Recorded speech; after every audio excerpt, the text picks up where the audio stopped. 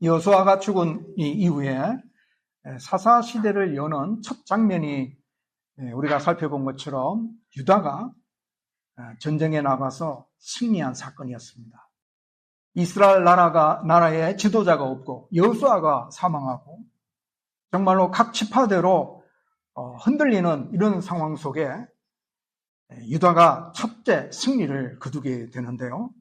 유다 지파가 승리할 수 있었던 비결이 뭐냐면 그들이 하나님께 물었다라는 겁니다.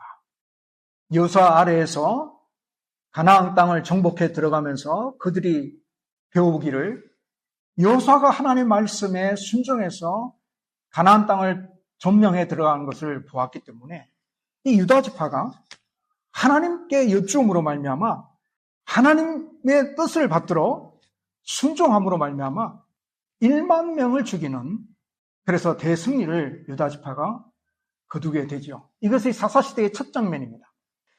정말 이와 같은 승리를 계속 이어갔으면 참 좋았을 텐데 그러면은 여호수아 시대처럼 이 사사시대도 하나님의 은혜 아래 이스라엘 백성들이 날마다 승리의 개가를 울리며 하나님 주시는 참된 안식 속에서 살아갈 수 있는 그런 삶을 누릴 수 있었을 텐데 안타깝게도 이 사사시대에 이스라엘 백성들이 조금씩 타협해가는 그런 모습들이 드러나기 시작해요. 세상과 타협하기 때문에 가나안 족속과 타협하기 때문에 그들을 온전히 쫓아내지 못하는 이런 모습이 나타납니다. 이게 사사시대의 문제점이었습니다. 첫 출발점의 문제점이에요. 이 출발점이 문제가 있었기 때문에 사사시대 350년 동안 역사가 돌아가면서 이와 같은 문제점이 계속 점점 더 커집니다. 너무너무 타락해가게 됩니다. 나중에는. 너무 안타까운 일이에요. 하나님의 명령에 순종하기는 하는데 자기들 나름대로의 생각을 가지고 어느 정도 이렇게 타협을 해버립니다. 이 정도 하면 되겠지. 요렇게 하면 되겠지. 라고 생각하며 타협함으로 인해서 신앙들이 무너지기 시작하는데요. 사사기 1장 19절에 보면은 유다 지파가 이 산지 주민들을 쫓아내었지만 꼴짜기 주민들은 쫓아내지 못합니다. 왜 쫓아내지 못하냐면 꼴짜기 주민들에게는 철병거가 있었습니다. 이 철병거는 정말 탱커 같은 건데 정말 그 시대에는 신무기였거든요. 이걸 있기 때문에 감히 도전하지 못하는 어려움이 아마 있었을 거예요. 충분히 이해가 갑니다. 그러나 우리가 봐야 될 거는 그 철병거가 있었냐 없었냐 이런 관점이 아니라요. 19절 말씀 우리 한번 봅시다. 19절 말씀에 보면 같이 한번 읽어볼까요? 여호와께서 유다와 함께 계셨으므로 그가 산지 주민을 쫓아내었으나 골짜기의 주민들은 철병거가 있으므로 그들을 쫓아내지 못하였으며 어떻게 보면은 합당한 것 같죠? 산지 주민은 쫓아낼 수 있었지만 골짜기 주민은 철병거가 있었으니까 탱크가 있었으니까 어떻게 우리가 그들을 쫓아내? 그러면서 쫓아내지 못하였다라는 말씀이 언급이 되는데요. 우리가 봐야 될 거는 그 앞에 있는 말입니다. 여호와께서 유다와 함께 계셨으므로 이 말이에요. 하나님께서 유다 지파와 함께 하셨다라는 말씀이 언급이 되고 있어요. 그래서 하나님께서 함께 하셨기 때문에 유다 지파가 산지 주민을 쫓아내었고 하나님께서 함께 하셨기 때문에 골짜기 주민들 철병거가 있다 할지라도 그들을 쫓아내었다라고 해야 이게 맞는 거예요. 그렇잖아요. 하나님이 철병거가 있는 그 주민들보다 약합니까? 하나님께서 이 철병거를 무찌를 수 없을까요? 아니잖아요. 충분히 하나님께서 유다 지파로 하여금 그 철병거가 있는 그런 주민들조차도 쫓아내게 하실 수 있는 하나님이십니다. 근데 유다 지파의 문제점이 뭐냐면 그들과 함께 하시는 하나님을 바라보지 아니하고 이 철병거를 바라보는 그런 관점이었다라는 사실이에요. 정말 철병거는 무섭습니다. 도저히 이길 수 없는 것처럼 보입니다. 그러나 하나님을 보면 이길 수 있잖아요. 정말 우리의 신앙생활의 모습이 바로 이런 모습입니다. 늘 우리에게 도전해 옵니다. 내가 볼 때는 이 문제가 너무너무 커서 도저히 나는 이길 수 없다라는 그렇게 보여지는 문제들이 우리 앞에 많이 있습니다. 근데 우리가 그럴 때마다 뭘 봐야 되느냐? 이 문제를 보는 것이 아니라 하나님을 봐야 된다는 거죠. 보세요. 다윗이 골리앗과 싸울 때요. 다윗이 어떻게 이깁니까? 사실 다윗과 골리앗을 내놓고 보면 전혀 다윗이 이길 수 없습니다. 불가능합니다.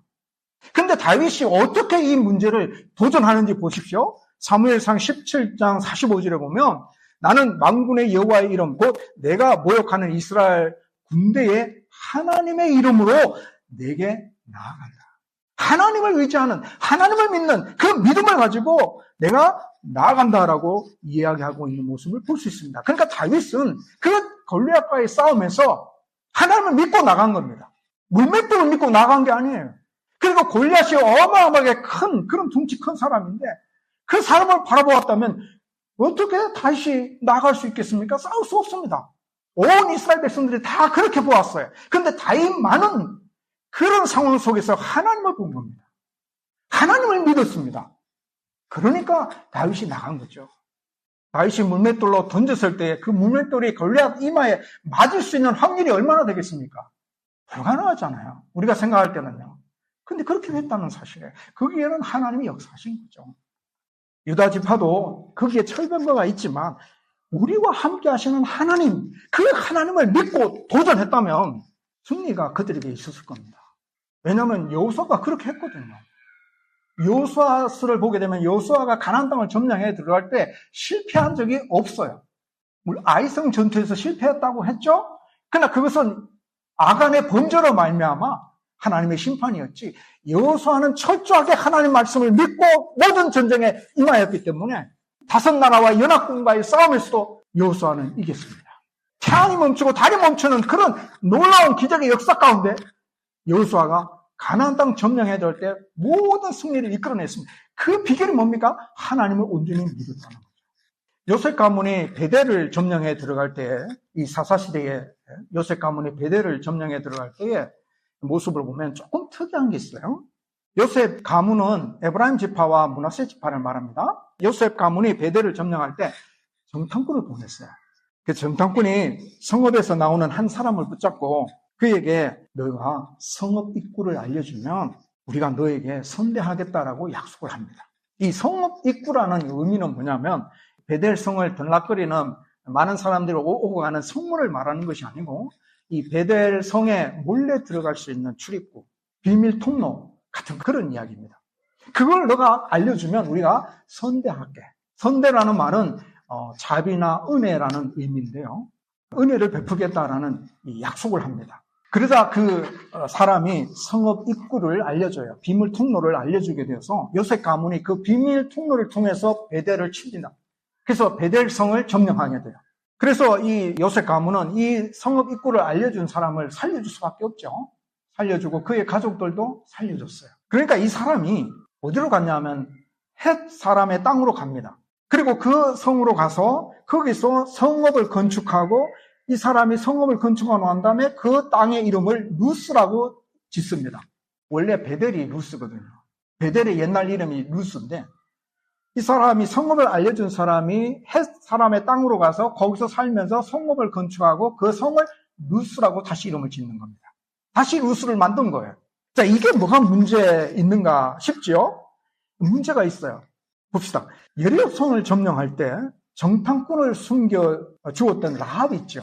여리고성을 점령할 때 정탐꾼을 숨겨 주었던 라합이 있습니다. 라합은요, 하나님을 믿었어요. 정탐꾼을 숨겨주면서 하나님의 소식을 들었거든요. 이스라엘 백성 가운데 역사하시는 하나님의 소식을 들었기 때문에 이 라합은 이렇게 신앙 고백합니다. 산천하제 오직 하나님만이 참 하나님이신다라는 그런 신앙의 고백을 해요. 그래서 그 라합이 이 정탐꾼을 숨겨주게 되고 나중에 이스라엘이 점령해 들어와서 여리고성이 무너졌을 때 라합과 그의 가족이 살아남습니다. 그리고 이 라합과 그의 가족이 이스라엘 백성들을 떠난 게 아니고요. 그들과 함께 살아요. 그리고 그들이 하나님의 백성이 됩니다. 그래서 이 라합을 통해서 하나님의 구원의 계통이 이어지게 돼요. 베델을 점령할 때의 사건에는 성읍 입구를 알려준 사람은 이스라엘을 떠나죠. 떠나고 다른 곳에 가서 루스라는 성을 만들었어요. 다른 점이 있죠? 자, 조금 더 가볼까요? 그렇다면 하나님께서 이 가나안 민족을 향한 하나님의 뜻이 뭐냐? 우리가 이걸 잘 기억을 해야 되겠죠. 하나님이 가나안 민족을 향한 뜻, 하나님의 뜻은 심판입니다. 그들의 죄가 너무나 가득하고 그들의 죄가 너무나 컸기 때문에 하나님께서 때가 되셔서 이 가나안 민족을 심판하심으로 그들을 진멸하는 것이 하나님의 뜻이었어요. 그래서 이스라엘 백성들이 이 가나안 땅에 들어올 때에 너희들은 그들과 언약을 절대 맺지 마라. 약속을 하게 되면 그들을 살려줄 수밖에 없거든요. 그러니까 절대 언약을 맺지 말고 그들을 불쌍히 여기지도 말라. 어린아이나 노년이나 연약한 자들이나 볼 때 불쌍히 여기지 말라. 하나님께서 이미 그들의 죄악으로 인하여 심판하시고자 원하셨기 때문에 그렇게 말씀을 하신 거예요, 이미. 그래서 그들을 진멸하라. 그래서 이 가나안 민족을 진멸하는 것이 하나님의 뜻이었어요. 근데 보세요. 베델 사람, 성읍 입구를 알려준 사람은 살아남아서 다시 다른 햇사람의 땅에 가서 루스라는 성을 다시 만들었어요. 그리고 그가 여전히 가나안 문화와 가나안 종교를 옮겨 놓은 거예요.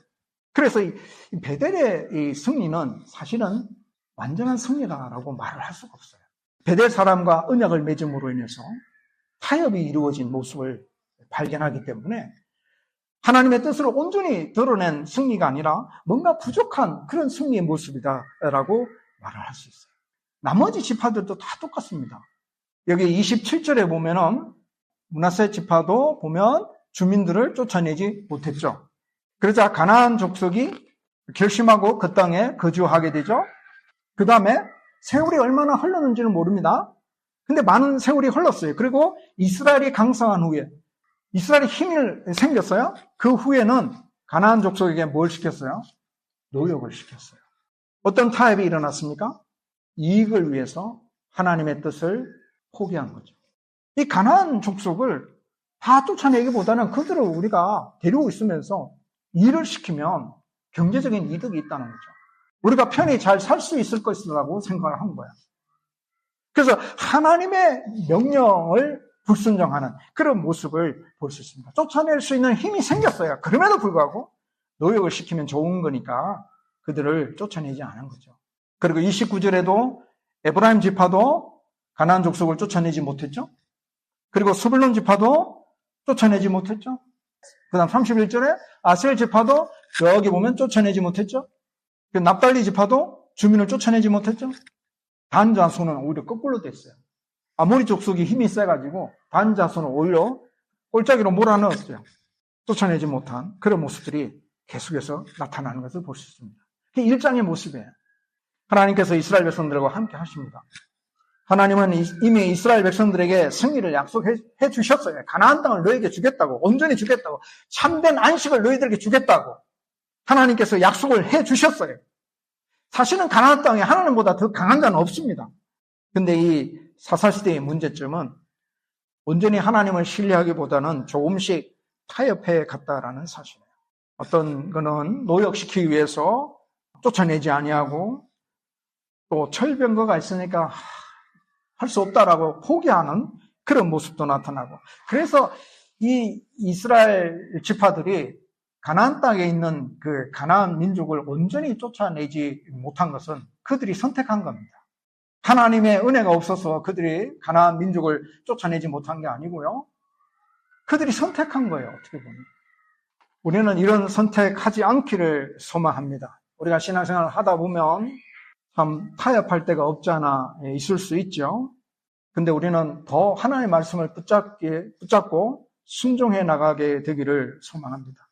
내 생각대로 순종하고 내 이익 따라서 선택하는 그런 순종의 모습이 아니라 온전히 하나님의 뜻에 순종하는, 작은 타협이라 할지라도 우리의 신앙의 전체를 무너뜨릴 수 있다라는 사실을 우리가 자각하고 신앙생활에 있어서 타협은 우리의 무서운 적임을 인식하고 절대 타협하지 아니하는 그런 신앙의 모습을 잘 드러낼 때에 거기에 하나님의 은혜와 하나님의 안식이 주어진다라는 사실을 우리가 잘 기억할 필요가 있습니다. 이 사사시대의 이 불행의 출발점이 여기에 있었어요. 너무 안타깝죠. 그래서 하나님께서 이렇게 저들의 신앙의 모습을 타협해가는 이 이스라엘 백성들을 하나님께서 사자를 보내시는 모습이 나옵니다. 2장에 넘어오면, 우리가 오늘 읽은 본문 말씀에 보면 하나님께서 하나님의 사자를 이스라엘 백성들 가운데 보내시는데 2장 1절에 보면 길갈에서 하나님의 사자가 복임으로 오게 되죠. 이 길갈이라는 장소가 이스라엘 백성들에게는 아주 중요한 장소입니다.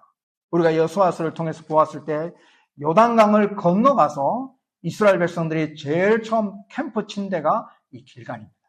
그리고 가나안 땅을 점령해 들어갈 때에 모든 전쟁의 출발점이 길갈이었고 모든 전쟁의 끝이 길갈이었어요.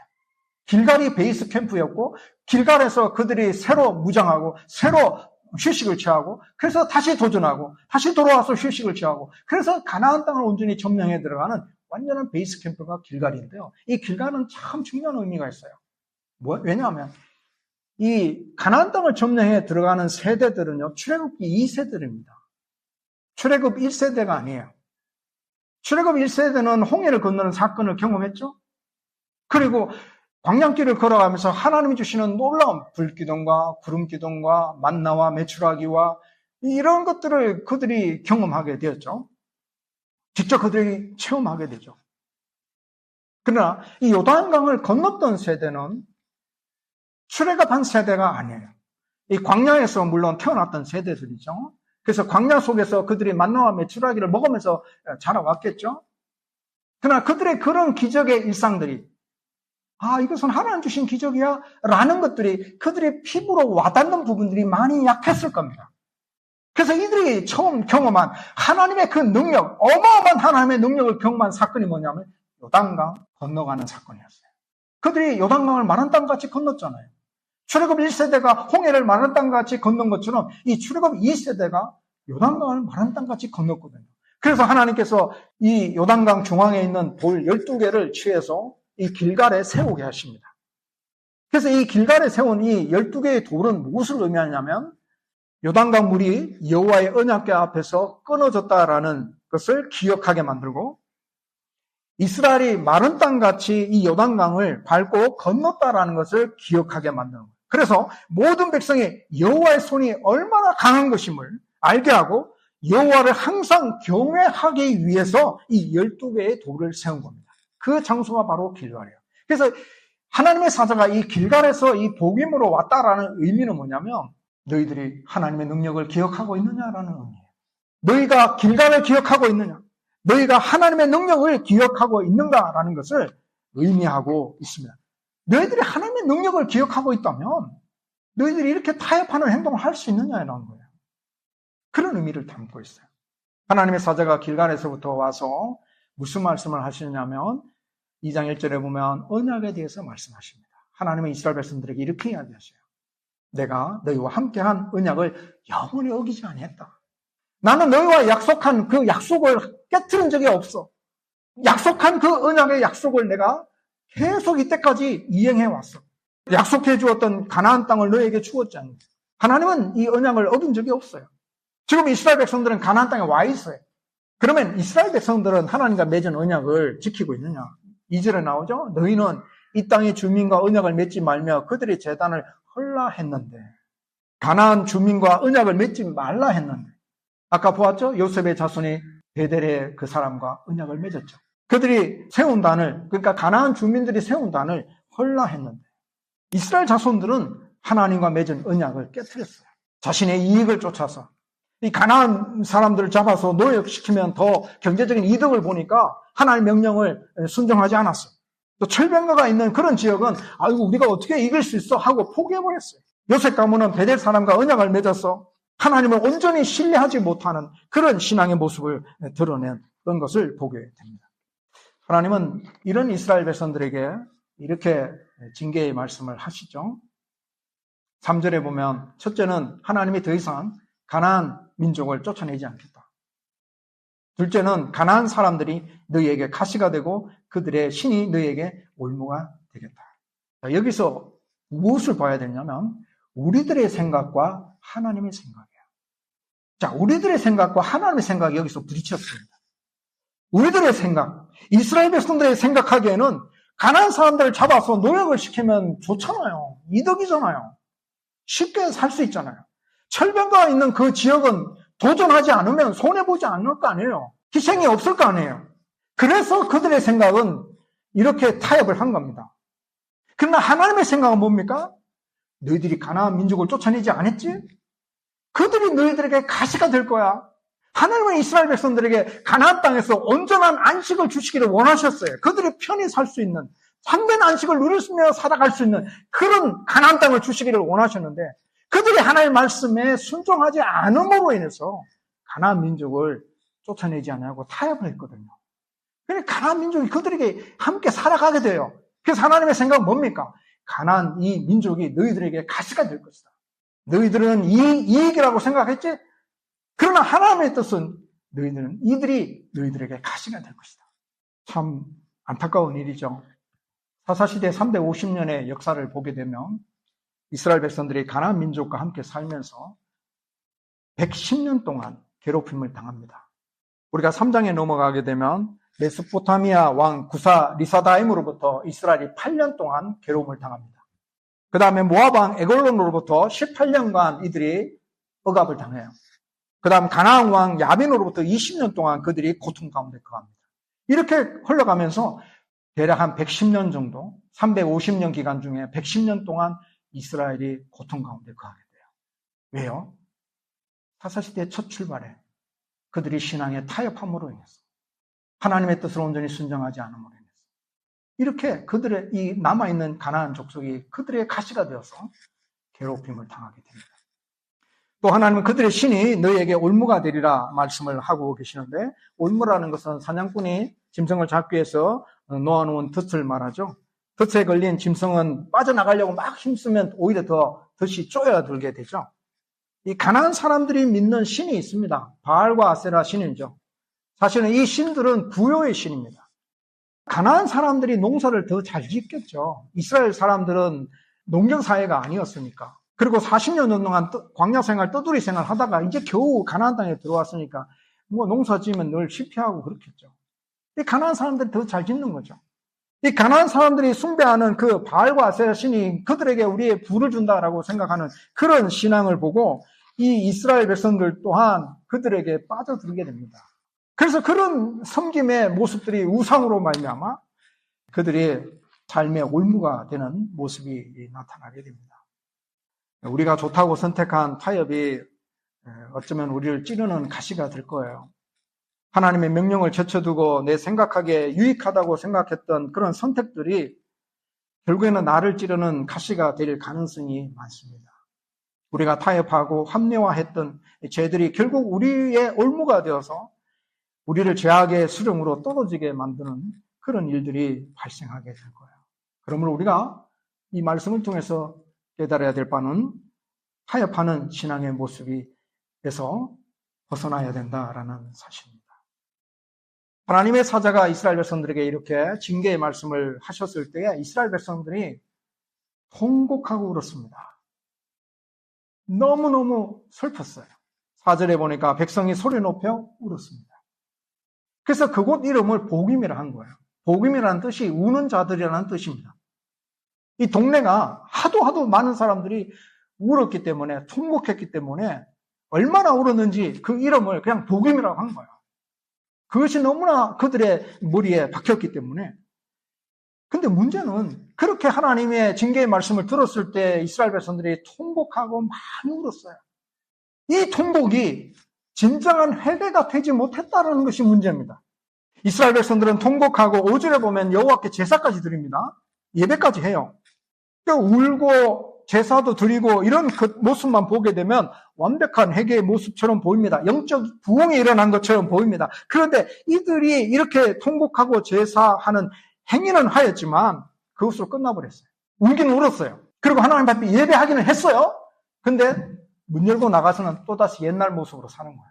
또다시 타락의 길로 가는 거예요. 그래서 우리가 3장에 이제 가서 보게 될 텐데 3장에 가면은 이들이 다시 하나님께 부르짖습니다. 하나님 살려주세요. 하나님 살려주세요.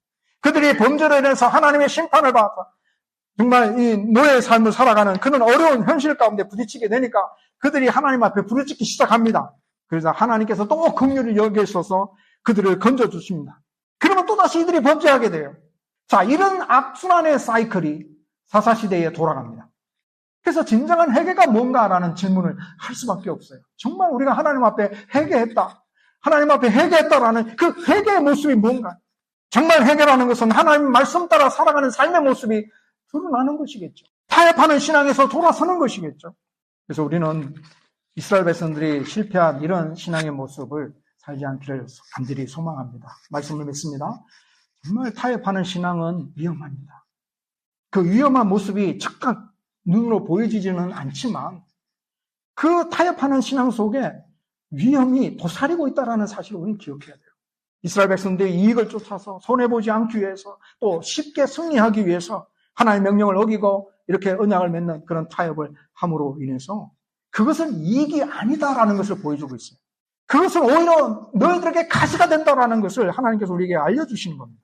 이스라엘 백성들이 가나안 땅 민족들과 함께 살면서 그들의 풍요의 신들을 부러워하고 그들이 섬기는 우상을 부러워하고 그래서 그렇게 따라가게 됨으로 인해서 오히려 이스라엘 백성들이 그들의 올무가 되어지는 그런 모습들로 인해서 불행한 삶을 살게 되잖아요.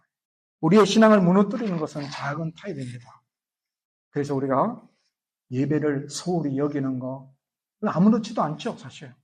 그러나 우리의 신앙이 허물어지는 신호가 될 수 있음을 기억해야 됩니다. 우리가 기도하지 않고도 신앙생활을 할 수 있죠. 그러나 기도를 게을리하는 것도 우리의 신앙의 타협일 수 있습니다. 한 주간 살아오면서 잠깐이라도 또 하루 살아가면서 한순간이라도 우리가 하나님을 생각하고 하나님 앞에 기도하는 신앙의 모습을 우리가 잘 지켜나가야 우리의 신앙이 무너지지 않습니다. 우리가 오직 하나님의 말씀에 굳건하게 서서 믿음을 따라 신앙생활을 해 나갈 때에 거기에 하나님의 은혜와 하나님의 기적이 임하는 것을 경험할 수 있습니다. 타협 없이 철저하게 신앙을 잘 지켜서 우리 모두가 하나님 주시는 기적을 맛보며 사는 주의 사랑하는 백성이 되기를 주님의 이름으로 축복합니다.